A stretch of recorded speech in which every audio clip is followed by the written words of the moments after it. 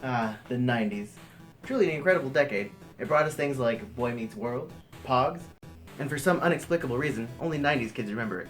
Everyone else had their memory mysteriously wiped during Y2K. But they don't remember that either.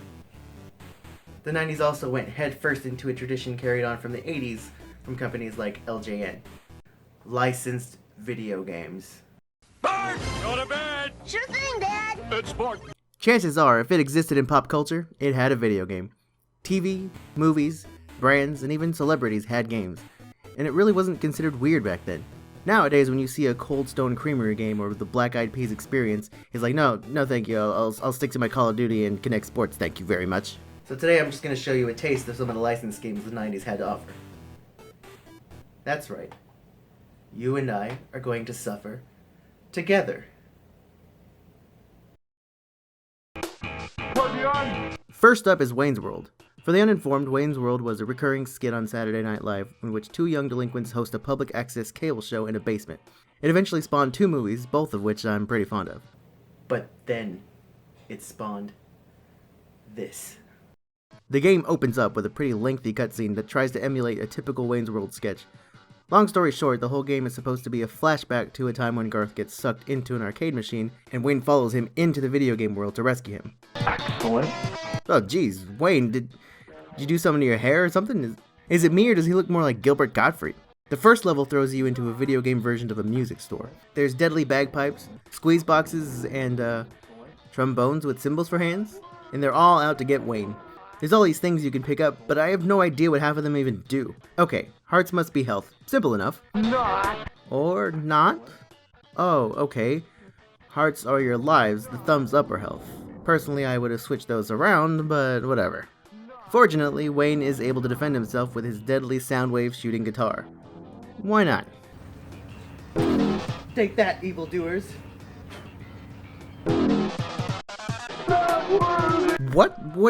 What even happened there? I know you're supposed to avoid the electricity, but all it did was graze the headstock of my guitar. Excellent. Is that meowing? That sounds like little kittens meowing. Not. Oh, that's not kittens, that's flying cymbals? What the heck is that sound supposed to be? Okay, I can suspend my disbelief enough for evil bagpipes and tuba percussionists, but what the heck was any of that about? I can't even avoid them, they kill me every time. And if it's not them, it's these unexplained rockets coming out from whatever is going on in that direction. And therein lies the biggest problem of the game. The camera is way too close, and all the enemies fire from off screen, and you can't even see them coming! Especially because their projectiles are, for the most part, pretty hard to see. I actually resorted to constantly firing as I walked. As for the game's other big problem, I have no idea where to go. Instinctively, I go right, but that's a dead end. So I head down, but eventually that's no good either. It's like a vertical maze, and because the camera is so close, it makes it so much easier to get lost. Speaking of getting lost, I think it's time for this game to get lost. Alright, what do we have next? Beavis and Butthead. Oh. Nope, can't do it. Nope, I'm out.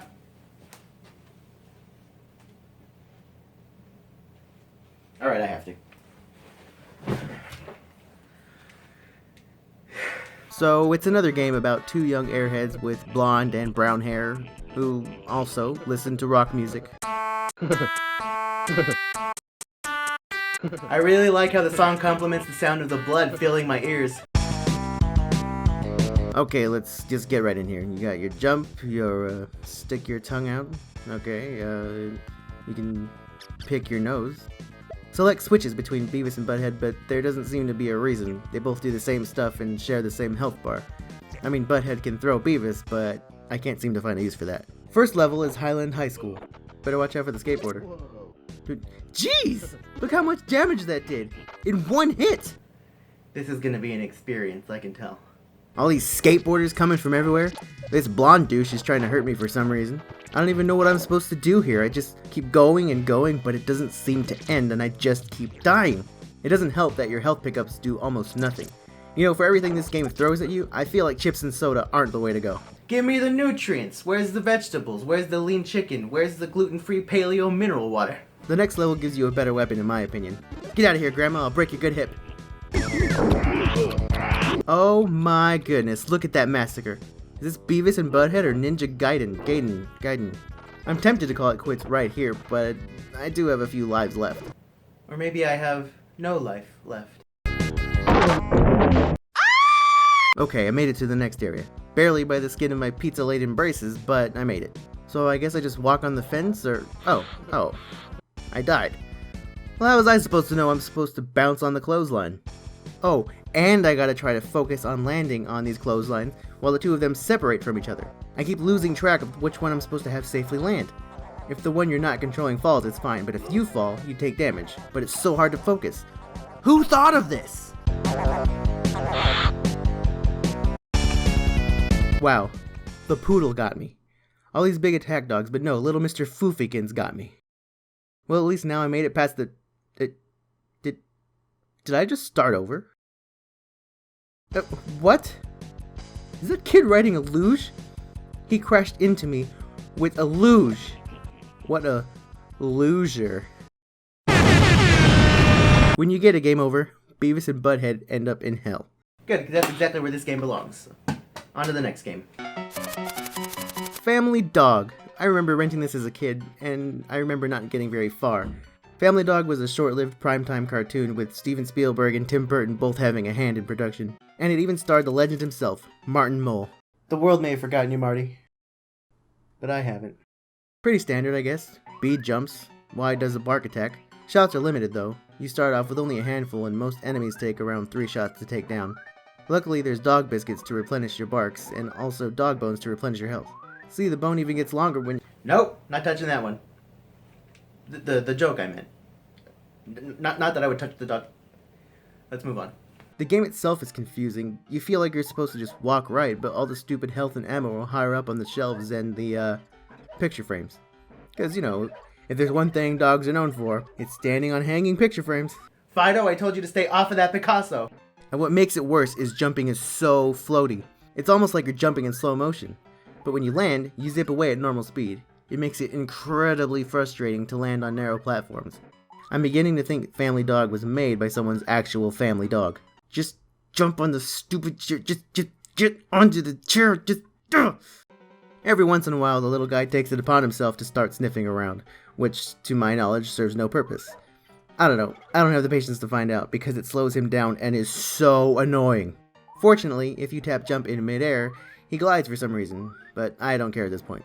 I'm just glad it's faster than stopping and sniffing. Hey, Scruffy, would you mind hurrying up there, in case you didn't realize you got friggin' Chucky coming up behind you? Finally made it to the next area.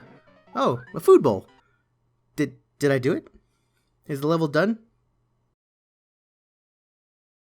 No? Well, I am. Next!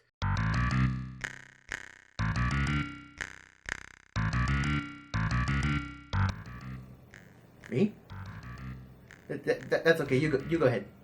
The Addams Family. I have a fond memory of the Addams Family. The movies, not so much the TV show. Looks like the game is just throwing us right in then. Hey there, Gomez, what are you grinning so much about? Not sure if this is based on the movie starring Raul Julia. God rest his soul. But it looks more like John Astin. God rest his soul. What? He's not dead yet. Oh, that's good. Okay, what am I looking at here? Apparently I have $0 and 6 gingerbread men. Oh, okay. This must be based off the episode where Gomez opens up a gingerbread man stand to raise money for Cousin It's cyst removal operation. A classic. I guess I'm supposed to go through one of these doors? Hey look, it's the Deku tree. Oh, I can climb it. I wonder what's on top. Oh my god, it's Big Bird! Please, no more birds. Oh, thank goodness. The sweet release of death. You have been foiled in your attempt to rescue your family? However, you still have a chance? Rescue my family? When did they get unrescued? There wasn't any introduction to this. All the game does in the intro is have Grabby over here try to seduce you into his box of wonders. You can't just throw someone into a game, wait for them to die, and then be like, oh, BTW, your family's missing, don't die again. And am I crazy, or does Gomez let out a teeny tiny little toot when he takes damage? Hey, it's okay, little guy, we all let one slip out once in a while. The game does have a decent feel to it, especially compared to the other games. Bouncing from enemy to enemy is satisfying, and not too floaty at all. But other than that, it seems very weirdly laid out. There's a bunch of platforms with power-ups and extra lives that I can't seem to get to. I'm pressing all the buttons and nothing's helping. Oh, but at least there's 2 jump buttons. Thank goodness for that. Add some variety to the game. A, B, don't make me choose! The game seems like it wants to have a sort of Metroid feel with its open-endedness, but it just ends up falling flat. There's no sense of direction whatsoever, just like all these other games so far. Don't get me wrong, I love open games that let you explore and figure out what to do, but these games don't do it well. Everything just feels like a dead end, and when it finally does feel like you figured out what to do, the game throws everything it can at you to make sure you don't progress. Alright, game over. Whatever. Addams Family's dead, I guess, because Gomez ain't gonna save him. Alright, last game. Let's see what last circle of hell I have to... Wait, do you hear that? What sound pours from the heavens and into mine ears like a bolt of orchestral lightning? That really takes me back. Mighty Morphin Power Rangers. MPERS was my bread and butter back in the day. Not like today's Dino Thunders or SPDs, or the Japanese one where they ride around in trains. No, really, that's a thing. Which ranger should I pick? Well, that's an easy one. My old-time favorite. But since the Green Ranger isn't an option, I'll go with the Red Ranger. This game's pretty easy compared to the others, probably because it was targeted more toward kids and not toward fans of the other franchises the other games were based off of. Alright, it's morphin' time. Aw, that was so cool. You putty guys are in for it now. I'm not just a teenager with attitude. Now I'm a teenager with attitude in tight spandex. Time to test out my ultimate move. Oh yeah. The first boss is Bone McBoneface here. He's pretty easy. See, I already got him in it. Ah, my god, kill it! Burn it with fire! Okay, next I'll pick the Pink Ranger. Gotta give the ladies a shot.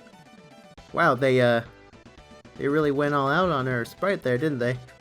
What is that? What did they do here? I don't remember that being a thing in the show, and believe me, I would have remembered that. I take back what I said about this being a kid's game. They might as well have followed this up with Mighty Morphin Extreme Beach Volleyball at this rate. Look out, Kimberly! It's the infamous Garden Gnome. It's morphin' time again. Whoa, hey, Kim, you been working out in the last few seconds, have you? Oh, that's right. I remember now. All the Rangers just used recolored versions of the same sprite in this game. Even the helmets are the same. Disappointing.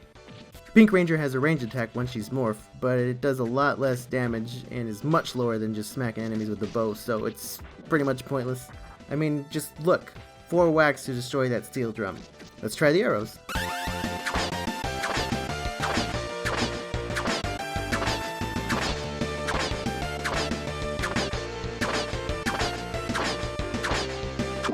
I'm surprised to find that Power Rangers actually kinda holds up today.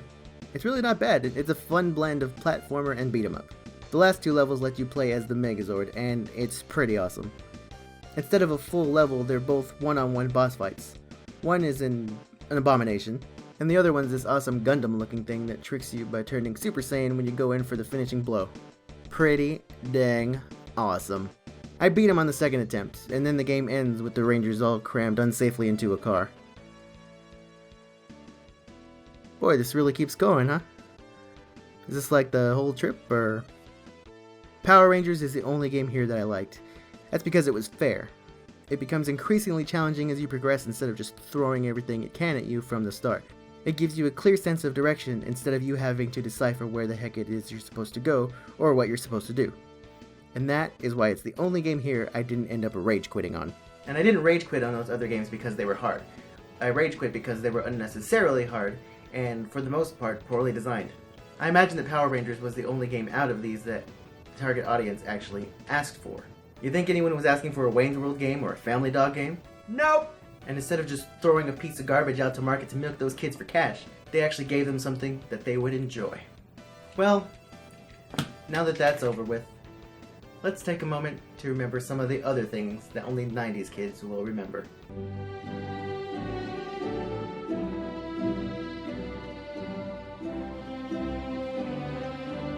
So many memories.